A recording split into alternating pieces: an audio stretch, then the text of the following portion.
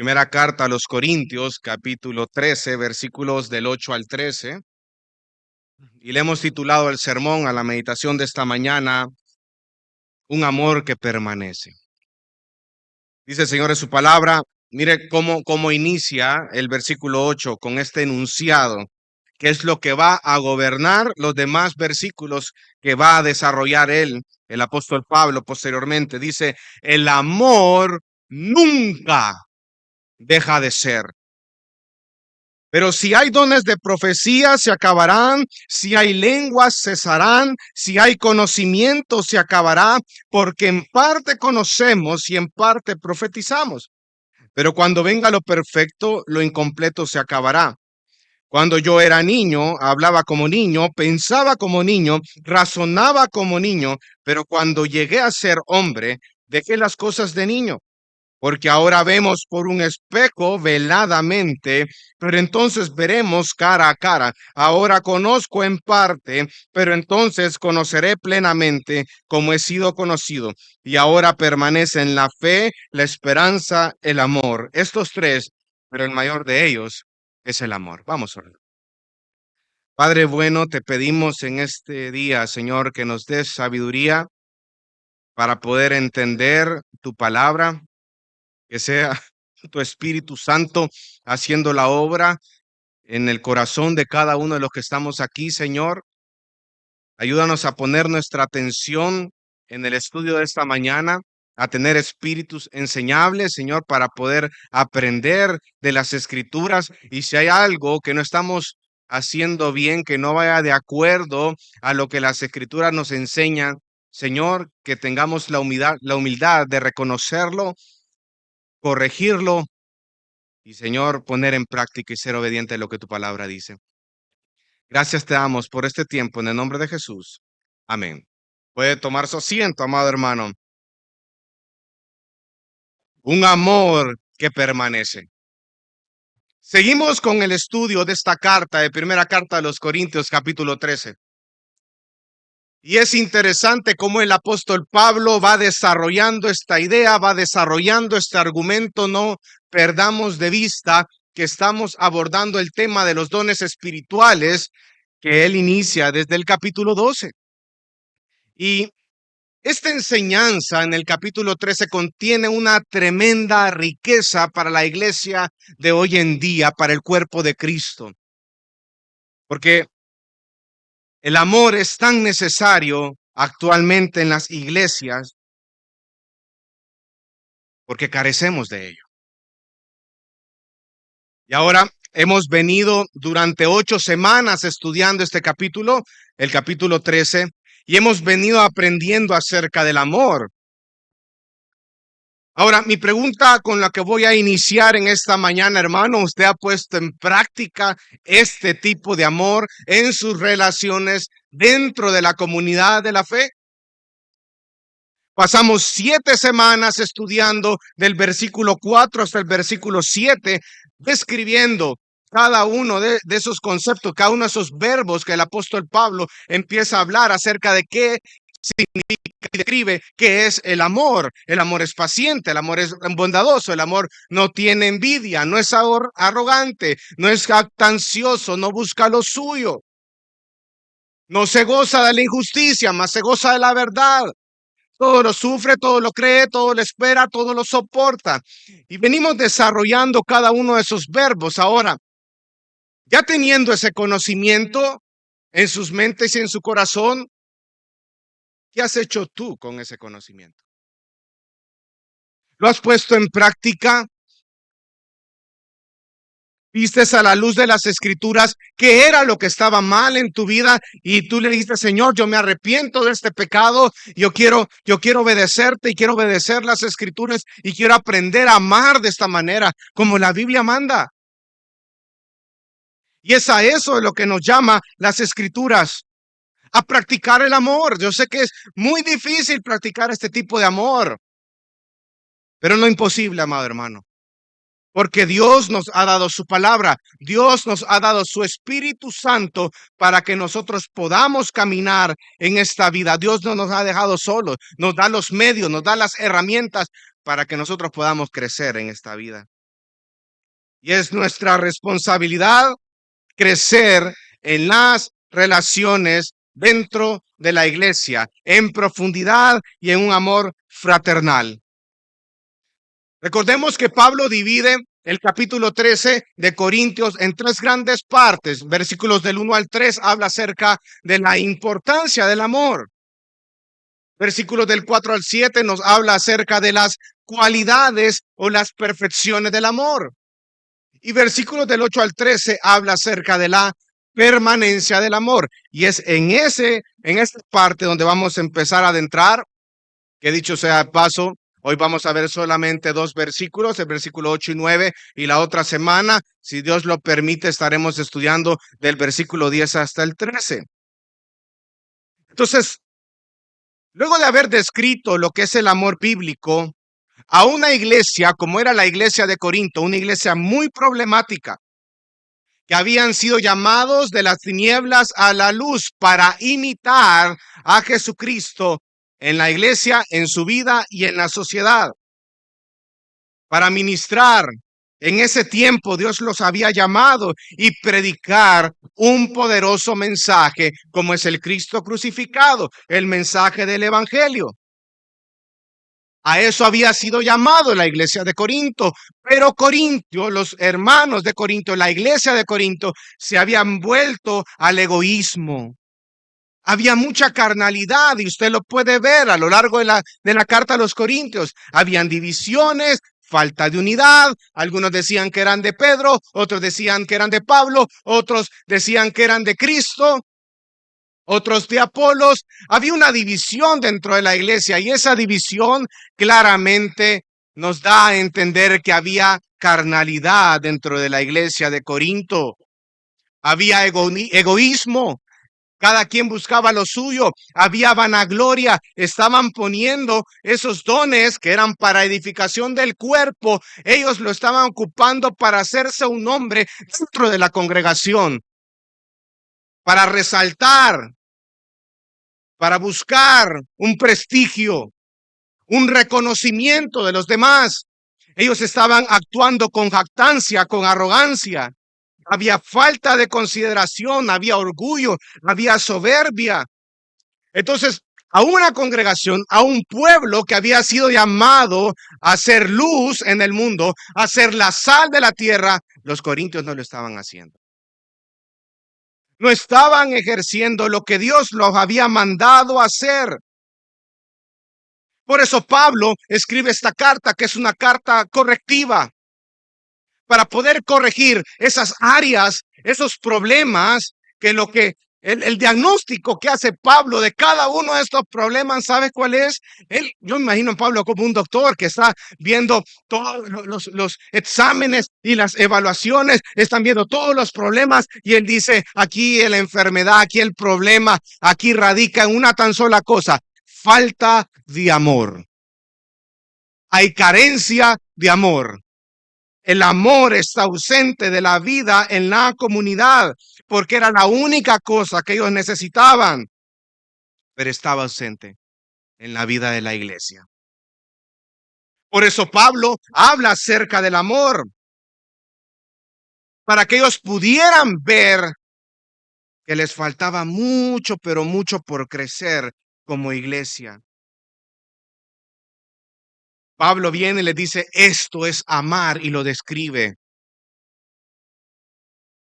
para que ellos vean que lo que ellos estaban haciendo no era amar. Y él entra en esto precioso, pero la idea era decirles, hermanos, como él finaliza en el capítulo 12, yo aún les muestro un camino más excelente. Este es el camino que debemos de seguir como iglesia.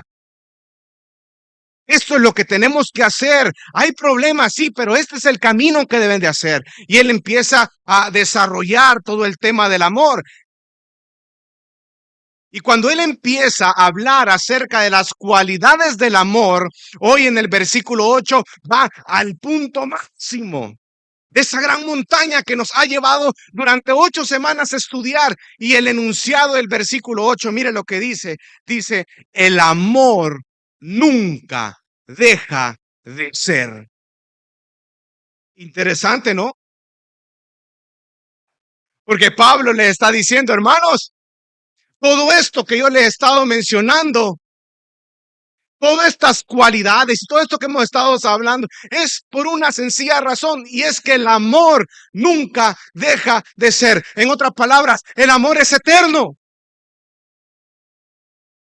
Cuando él dice el amor nunca deja de ser, miren esta hermosa verdad y mastíquela, hermano, digiéralo una y otra vez, interiorícelo, reflexiónelo, medítelo, porque pone en perspectiva la eternidad del amor, y a la vez Pablo les está diciendo a la iglesia de Corinto que deberían de enfocarse en aquello que es eterno y no en lo temporal. Y ese es el mismo mensaje que Dios trae para la iglesia Gracia y Verdad en esta mañana. El amor nunca deja de ser. ¿Qué significa esto? La palabra en el griego, cuando habla acerca de nunca deja, está hablando acerca de caer, fallar, no cumplir. En otras palabras, lo que está diciendo, el amor nunca falla, el amor nunca cae, el amor nunca caduca, el amor nunca será abolido. Nunca se va a marchitar, como ustedes pueden ver, las flores que se marchitan, el amor no. El amor permanece, nunca será abolido. Pero ¿por qué el amor permanece? Es la pregunta. ¿Por qué el amor nunca va a ser abolido? ¿Por qué el amor nunca va a caducar, nunca va a fallar? Porque el amor refleja el carácter de Dios, hermano. Y esa es la respuesta. El amor refleja el carácter de Dios y Él es un ser que nunca cambia. Y la Biblia afirma en Primera de Juan, capítulo 4, versículo 8, que Dios es amor. El amor es parte del carácter de Dios, por eso es que es eterno el amor. Y el amor permanece aun cuando las demás cosas llegan a su final. El origen del amor es Dios mismo y Él emana de Él hacia todo su pueblo por todo el tiempo, ese amor, y por toda la eternidad. El amor nunca deja de ser, el amor permanece, el amor es eterno porque Dios es amor y Dios es un ser eterno. Qué preciosa verdad. Ahora, hermano, una pregunta para usted en esta mañana que yo también me hice. ¿Cuánto he crecido en ese amor en este año? ¿Cuánto hemos crecido en ese amor? Y esto es para hacernos una evaluación. ¿Cuánto has profundizado en las relaciones con tus hermanos en la fe? Puedes decir que en comparación con el año pasado, hoy sí te has reunido, has invertido más tiempo en la comunidad. Con todos los posibles, ¿verdad? No con los aquellos que tienen ciertas preferencias. No, está bien, sino con todos. ¿Cuánto has invertido en tiempo? ¿Cuánto has profundizado? ¿Cuánto te has relacionado con los hermanos en la fe? A esto nos llama este capítulo, a poder practicar ese tipo de amor, a poder gozarnos en la verdad del evangelio, porque es a través del evangelio que nosotros estamos aquí reunidos, hermanos, porque Cristo nos ha hecho nacer de nuevo. Pero cuánto hemos crecido en eso. Puedes lidiar de una mejor manera ahora cuando una persona te hace un daño, cuando una persona, o cómo manejas tu ira, por ejemplo. ¿Has crecido en humildad o en orgullo o en soberbia? ¿Cuánto has crecido en el amor? Y cuando usted empieza a analizar y ponerse a pensar cuánto he crecido, se da cuenta que le hace falta mucho por crecer. Porque este es un área donde uno nunca deja de aprender, hermano. Pablo se lo dijo a los tesalonicenses, una iglesia ejemplar, una iglesia que era muy ejemplar, y Pablo lo dice, le dice, miren, del amor yo no tengo nada más que enseñarle, solamente una cosa, abunden en ello más y más. Sigan creciendo en ese amor, porque no hay ningún tope en cuanto a amor se refiere, sino que es algo en lo cual debemos de seguir creciendo, debemos de seguir practicando, debemos de seguir ejerciéndolo. Entonces, hermano, esta es una llamada de atención para nosotros como iglesia a practicar ese tipo de amor, a dejar de ser tan egoístas, a dejar de estar pensando tanto en nosotros mismos y empezar más en los demás y crecer en eso. Dejar que Ya no dejar que esos deseos pecaminosos gobiernen nuestro corazón, sino que la confianza en Dios sea lo que gobierne, la gracia de Dios sea lo que gobierne nuestro corazón. El amor nunca deja de ser. Y Pablo, en estos versículos del 8 al 13, lo que hace es prácticamente una comparación entre algo eterno con algo que es temporal. Algo eterno como lo es el amor, como algo temporal como son los dones que sirven para edificar al cuerpo de Cristo. Porque Pablo le está diciendo, hermanos, ustedes deben de enfocarse en lo que es importante, en lo que es eterno. Por eso es mi insistencia que deben de crecer en el amor. Ahora vamos a la segunda parte del versículo 8. Dice el Señor en su palabra, pero si hay dones de profecía, ¿qué va a pasar con los dones de profecía? Si hay lenguas, ¿qué va a pasar con las lenguas? Y si hay conocimiento, ¿qué va a pasar con el conocimiento? ¿Ok? Lo que hace el autor en esta porción de las Escrituras, como les dije anteriormente, es comparar la eternidad del amor que permanece, que nunca deja de ser, que nunca será abolido, con los dones espirituales que sí se van a acabar, van a cesar, van a acabar. Y cada uno de los dones, él empieza con la palabra sí. Y él ocupa tres dones de manera intencional. Ocupa el don de la profecía, el don de lenguas y el don de la ciencia o el conocimiento de manera intencional. El don de la profecía, pues posteriormente él lo va a desarrollar junto con el don de lenguas en el capítulo 14. Pero tanto el don de lenguas como el don del conocimiento de la ciencia lo hace de manera intencional, porque los corintios iban tras esos dones, tras la lengua, tras lo sobrenatural y el conocimiento. Ellos estaban dentro de un mundo con una filosofía que el conocimiento estaba aquí alto. Y lo hace de manera intencional. Esos mismos dones él los ocupa en los versículos 1 y 2. Cuando nosotros estudiamos la importancia del amor, lo vimos. Porque eran conocidos entre los corintios. Eran dones importantes en la iglesia primitiva, amados hermanos. Y tanto el autor como la iglesia de Corinto lo sabían. El primer don es el don de la profecía. Sabemos que el Señor ya reveló lo que tenía que revelar y ya cerró lo que se llaman las escrituras. No está hablando de una revelación nueva cuando habla de la profecía. En este tiempo, cuando habla de la profecía, habla acerca de la proclamación de la verdad de Dios. Seguimos siendo instruidos por la palabra del Señor, porque es una manera como Dios está edificando al cuerpo, proclamando la verdad para crecer en madurez en el cuerpo de Cristo.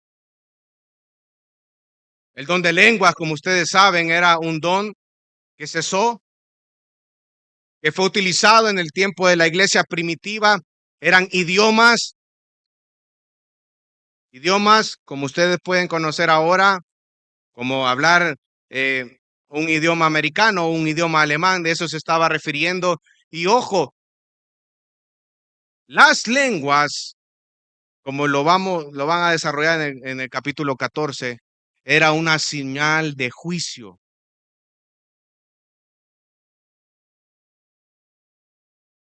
Entonces, cuando usted va a empezar a ver todo esto y usted ve la historia de la redención, usted puede ver que Dios en determinados momentos ha existido un auge en cuanto a los milagros, en cuanto a esos milagros sobrenaturales, en cuanto a sanidades. Yo no quiero decir que Dios no está haciendo milagros, Él puede hacer lo que Él quiera, y lo hace de manera como Él es soberano. Él puede sanar a quien Él quiera, puede obrar como Él quiera, pero estoy hablando que en determinados momentos de la historia de la redención, usted puede notar ese auge en cuanto a los milagros. Lo puede notar en los tiempos de Moisés, lo puede notar en el tiempo de Eliseo y Elías, lo puede notar en el tiempo de Cristo y los apóstoles. Pero lo que Dios estaba haciendo a través de esos milagros era autentificando el mensaje que ellos estaban proclamando. En otras palabras, estaba diciendo, este mensaje que ellos están proclamando viene de parte de mí. Por eso creemos que las lenguas han cesado en este momento. Pero también dice que el don, hay un don, y es el don del conocimiento, el don de la ciencia, profecía, lengua, conocimiento, comprender y extraer la verdad espiritual de Dios. Este también era de mucho interés por parte de los corintios, porque estaban motivados por las tradiciones griegas de la época y tenían cierta inclinación hacia el conocimiento. Por eso es que Pablo en el capítulo 8 les dice, el conocimiento envanece, pero el amor edifica. Pero hay algo que no podemos dejar a un lado en todo esto, hermano, y es el hecho que los dones espirituales son dados por Dios para edificar el cuerpo de Cristo, para edificar la iglesia. Ahora bien, hay algo que debemos destacar en este versículo 8, que si ustedes pueden ver, dice que la profecía se va a acabar, las lenguas van a cesar y el conocimiento de la ciencia se va a acabar. A la par de cada don está la palabra acabar, cesar, acabar. Cuando habla acerca de acabar, que hace referencia a lo que es la profecía, el conocimiento, está hablando de hacer algo ineficaz, cancelar, destruir, abolir. Y cuando habla acerca de cesar, está hablando de dejar de, terminar con. Y aquí, si usted agarra esta porción de las Escrituras y empieza a saber cómo Pablo lo empieza a desarrollar, es parte del estilo que Pablo está tratando de plasmar acá, es parte de la retórica. Porque Pablo empieza a decir, esto se va a acabar, porque el punto de vista de Pablo es ponernos a nosotros en perspectiva que los dones van a cesar, pero el amor va a permanecer. Por eso es que él ocupa palabra acabar, cesar, acabar, terminar con, abolir. Él quiere resaltar la temporalidad de los dones. Todos estos dones ya no existirán en un determinado momento. Y ahora viene en el versículo 9, y ojo, por aquí nos vamos a detener un poco. Dice, porque en parte conocemos y en parte profetizamos. ¿Qué es lo común? La palabra parte. Pablo empieza a desarrollar, empieza a decir, miren, hermanos, lo que nosotros conocemos, lo que Dios nos ha enseñado, solo es una parte. No está de una manera total, 100%. Solo tenemos una parte del todo. Y con esta afirmación, amado hermano, Pablo no solo se está limitando a su época, sino también nos está hablando a nosotros, hermano. En parte conocemos y en parte profetizamos. Porque la iglesia, ¿cómo es alimentada la iglesia hoy en día? A través de la predicación, de la proclamación de la verdad de Dios. Hermanos, por eso es tan necesario que nosotros vengamos aquí, que nos congreguemos, hermanos. Porque es a través de este mensaje de la palabra que la iglesia es edificada, que la iglesia es instruida, que la iglesia es exhortada, que la iglesia es consolada por medio de la predicación de la palabra de Dios. Necesitamos aprender de la palabra del Señor, hermano. Y como cristianos es nuestra responsabilidad crecer en esa área del conocimiento de la palabra de Dios. Porque en parte conocemos y en parte profetizamos. Necesitamos ser instruidos en la palabra. Necesitamos, Señor, que necesitamos como iglesia cada día venir a la palabra de Dios. Congregarnos, hermano. Venir y estar en este tiempo es un tiempo en el cual podemos aprender de la palabra del Señor. No es el único tiempo. Creo que en toda la semana tú debes de tener un tiempo devocional, un tiempo en el cual tú puedes interactuar con la palabra del Señor. Porque es así como Dios ha diseñado que nosotros podamos crecer a través del conocimiento de la palabra y poner en práctica la palabra de Dios. Pero el hecho de que tú hagas el tiempo de venir aquí y congregarte, hermano, es algo muy importante.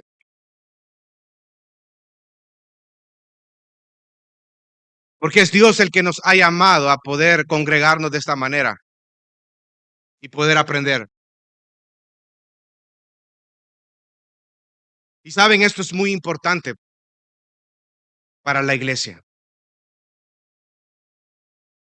Dejemos, dejemos ya ese pensamiento o eso de pensar que nosotros podemos venir a la casa del Señor una vez cada 6 meses, hermano. ¿Tú puedes dejar de comer por 6 meses? Tú necesitas ser alimentado constantemente, tú necesitas ser nutrido constantemente. Yo necesito cada día responsabilizarme con un cuerpo de Cristo, con una iglesia local, venir y congregarme. En la medida que yo voy creciendo en cuanto a mi madurez en Cristo Jesús, voy entendiendo la importancia de congregarme en mi iglesia local. La importancia de poder nutrirme de la palabra del Señor, de poder participar en la asamblea de los santos, poder crecer en amor. Es algo, un aspecto integral. Cuando usted viene aquí a congregarse, hermano, usted viene a adorar al Señor en comunidad, en una comunidad donde todos se conocen, donde todos van creciendo. Pero si tú no vienes a la casa del Señor, ¿cómo estás creciendo entonces? Y es parte de un mandato del Señor de venir y congregarte. Nosotros, hermanos, tendemos a olvidar constantemente las verdades y los principios de las Escrituras. Por eso es necesario recordar una y otra vez esos principios, hermanos. Por eso es necesario congregarnos para recordar una y otra y otra y otra y otra vez, porque nosotros se nos olvidan las cosas y poder aplicar ese conocimiento. Porque en parte conocemos y en parte profetizamos. Y ojo, a la luz de esta realidad, todo, todo lo que nosotros conocemos es una parte. Miren qué interesante. Estamos limitados Pero claro, lo que nosotros conocemos es la voluntad de Dios revelada en su palabra para nuestra vida y para nuestro crecimiento, como dice segunda de Pedro 1:3, pues su divino poder nos ha concedido todo cuanto concierne a la vida y a la piedad mediante el verdadero conocimiento de aquel que nos llamó para su gloria y su excelencia. Entonces, no tenemos un conocimiento total, pero sí tenemos un conocimiento necesario para la vida y la piedad, para nuestro crecimiento espiritual. Miren qué interesante esto, porque aunque nosotros prediquemos la palabra de Dios, no hay manera que podamos conocer todo, porque nuestro Dios es un Dios infinito, es un Dios eterno. Increíble, ¿no? Y gloria a Dios por ello. Ahora, hermanos, yo sé que Dios en su gracia nos ha permitido a nosotros crecer en cuanto al conocimiento de su palabra, pero es algo de lo que tú te jactas, que tú conoces más. ¿Qué produce ese conocimiento en tu corazón? ¿Orgullo? ¿Vanagloria? ¿Soberbia? Te jactas de ese conocimiento porque Dios en su gracia te permite conocer de esta manera las escrituras, pero tú te burlas de otras personas que probablemente no estén en la misma posición tuya. Te jactas de ese conocimiento. ¿Sabes lo que nos dijo Pablo anteriormente en los versículos 5? El amor no es jactancioso, el amor no es arrogante. Tú no estás amando. Ese conocimiento lo que está provocando en ti, hermano, es orgullo, cuando en realidad, cuando tú conoces más acerca de quién es Dios, como decía Juan Calvino, tú conoces más quién eres tú. Tú eres el ser más miserable y pecador, pero Dios es un Dios grande y misericordioso. Y alabado sea su nombre. Entonces, en la medida que yo vaya conociendo más al Señor y voy conociendo quién soy yo, eso debe de provocar en mí el que jactancia, no, humildad en mi corazón. El mismo Señor Jesucristo dice, aprended de mí que soy manso y humilde. Y ojo, hermano, ¿por qué me estoy deteniendo tanto en este tema del conocimiento? Porque creo yo que esto es un problema de la iglesia cristiana de hoy en día. Solo por leer, porque Dios en su gracia te ha permitido leer ciertos escritos, leer un poco más la Biblia. Eso provoca orgullo muchas veces y no genera humildad. Se nos olvida que nosotros estuvimos así hace un tiempo, hermano.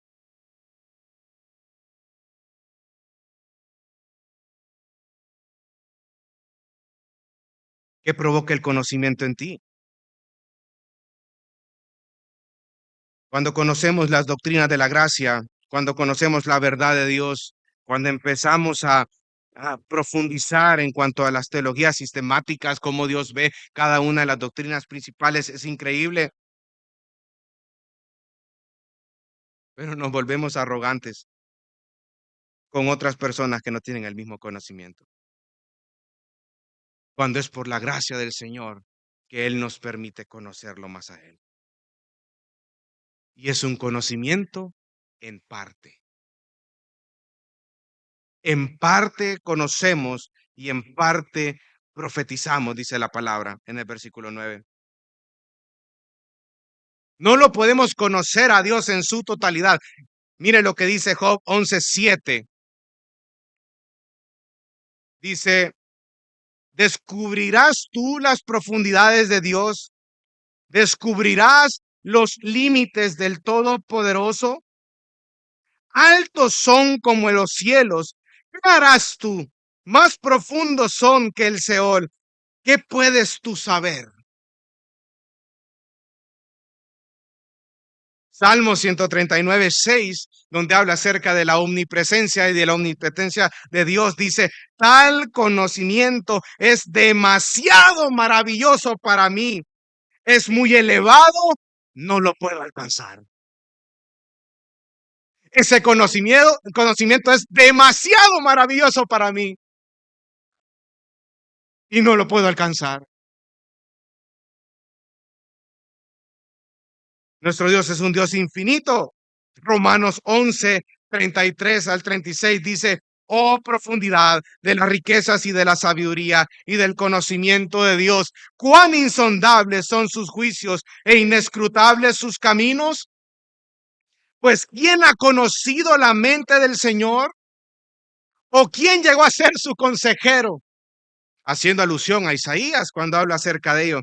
¿O quién le ha dado a él primero para que se le tenga que recompensar? Porque él, de él, por él y para él son todas las cosas. A él sea la gloria para siempre. Amén.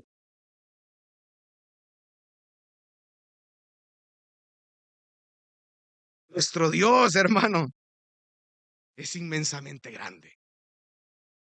Es infinito, es eterno. Nosotros solo conocemos una parte. Y eso debe de provocar en mí, hermano, humildad. Porque vamos a pasar toda esta vida estudiando la palabra del Señor y solo va a ser una parte que Él le plació revelarlo para que nosotros podamos entender un poco más. Pero es lo necesario para nuestra vida y la piedad.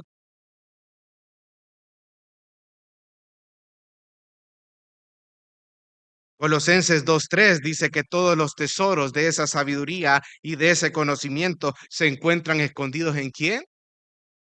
En Cristo. Y es en Cristo que nosotros hemos nacido de nuevo. Están ocultos en Él.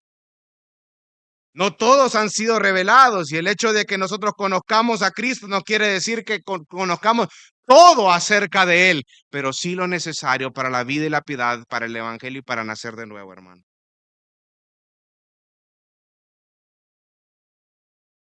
Mire qué interesante todo esto.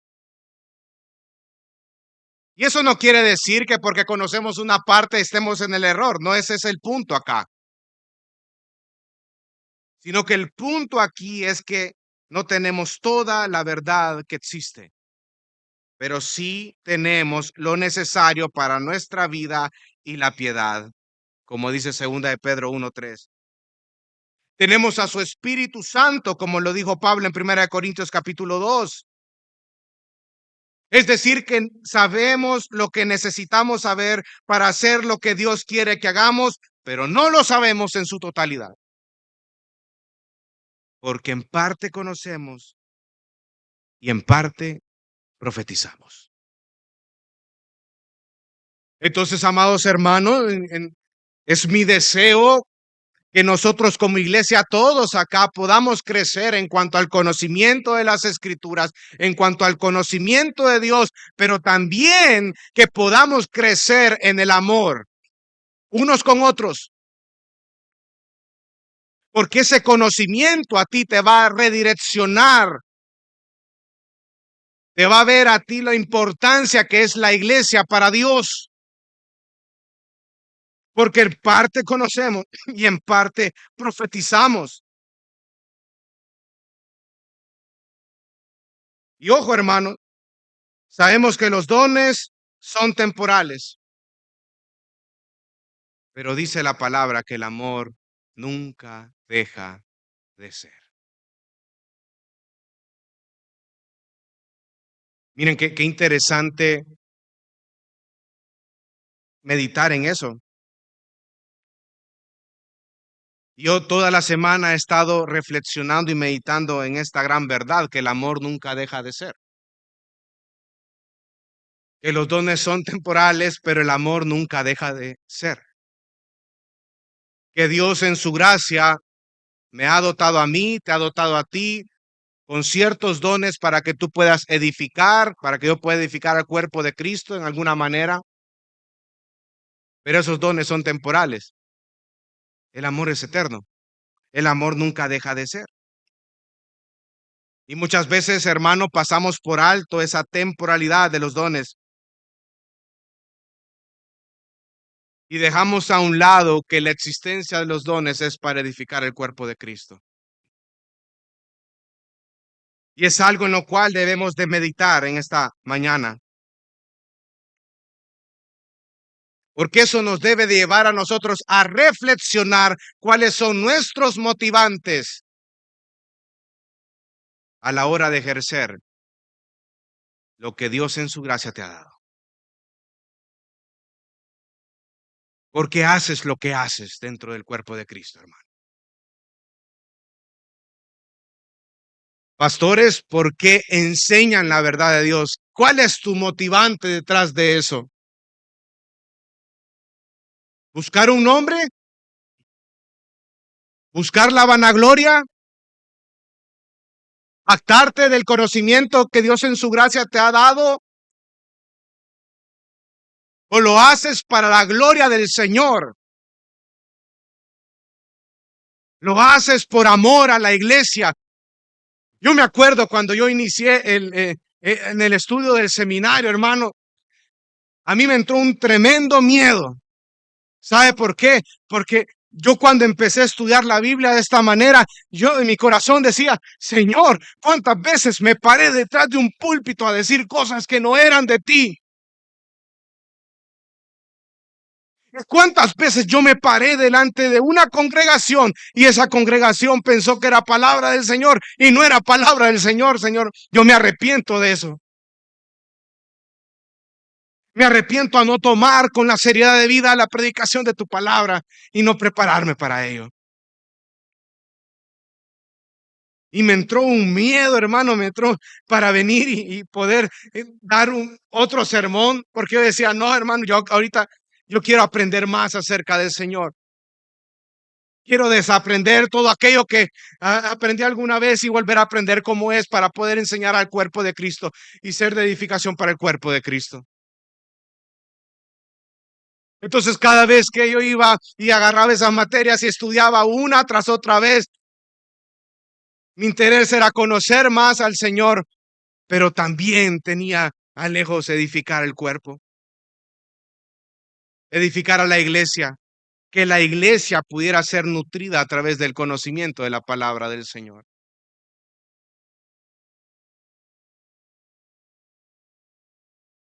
Pero ¿qué es lo que te motiva a ti para ejercer tus dones? ¿Por qué tú sirves dentro de la iglesia?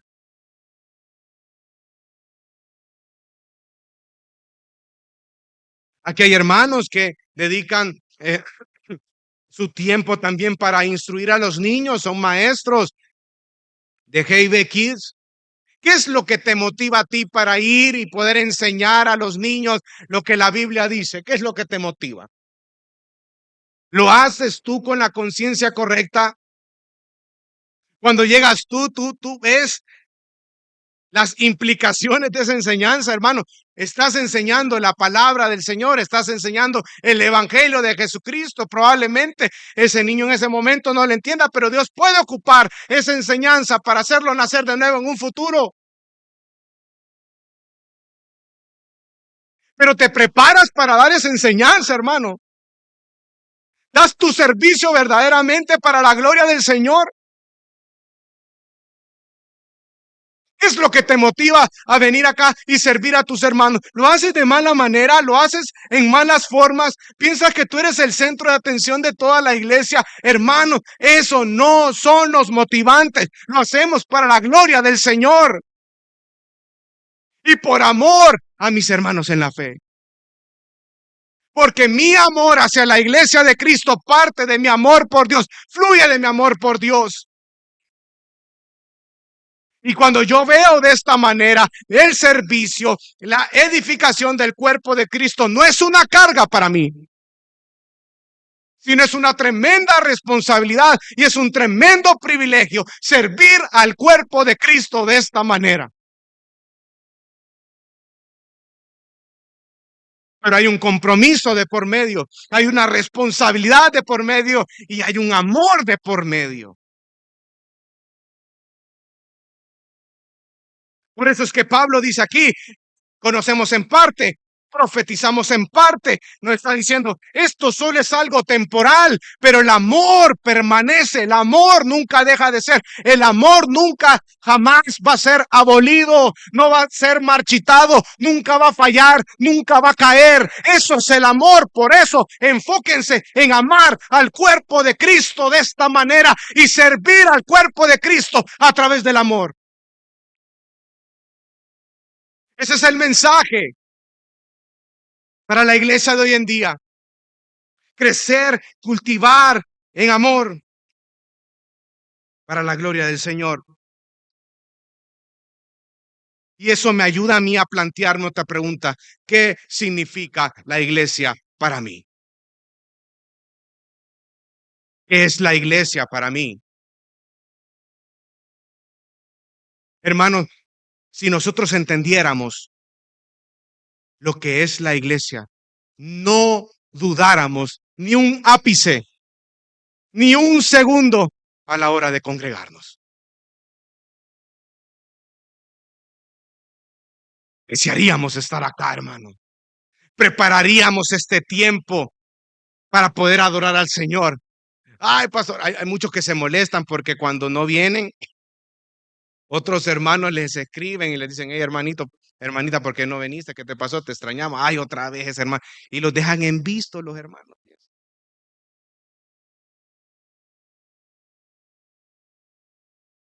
Pero gloria a Dios por esos hermanos que cuando no viene uno, ahí la están insistiendo y ahí están escribiendo, mira, ¿y cuándo vas a venir? Porque ese hermanito, esa hermanita sabe las implicaciones de dejar de venir de congregarse y quiere lo mejor para ti. Quieres que estés aquí sentado, escuchando la palabra del Señor.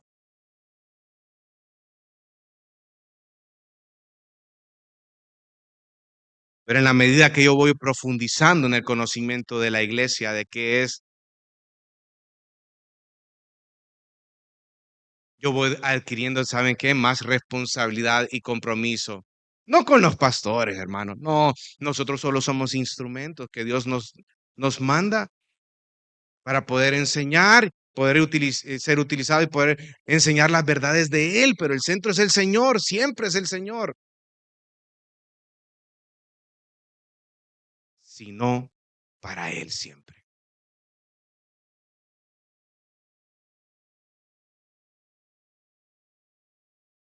Y eso también, hermano, me lleva a pensar a mí que Dios, todo lo que Él nos da, sus dones,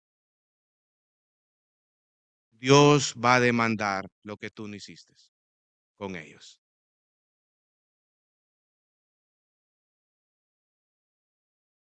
Con lo que Él te dio.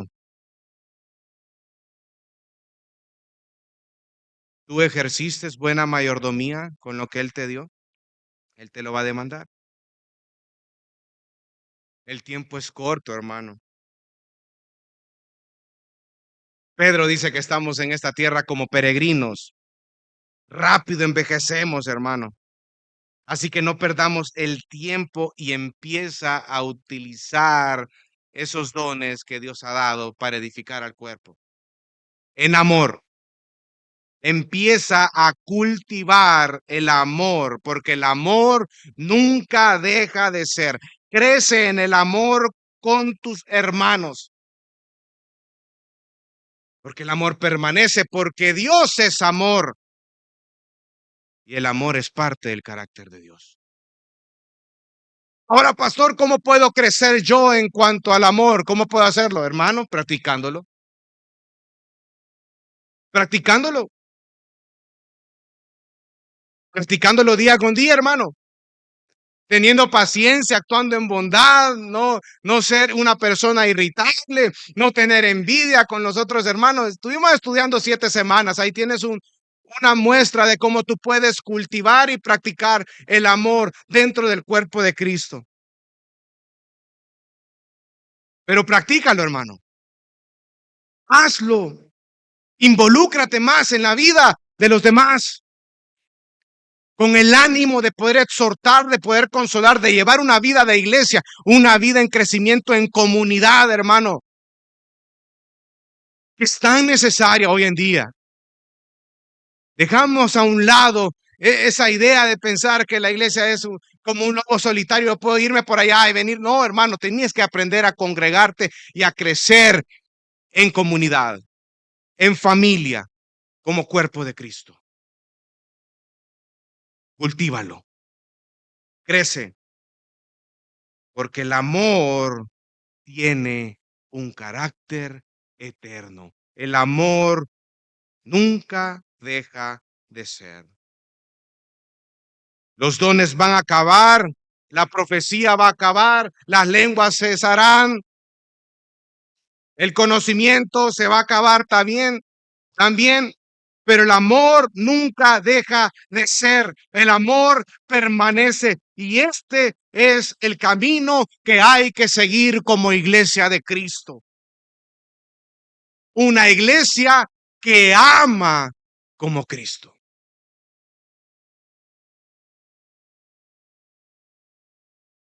Piensa por un segundo cómo sería una iglesia que amara de esta manera.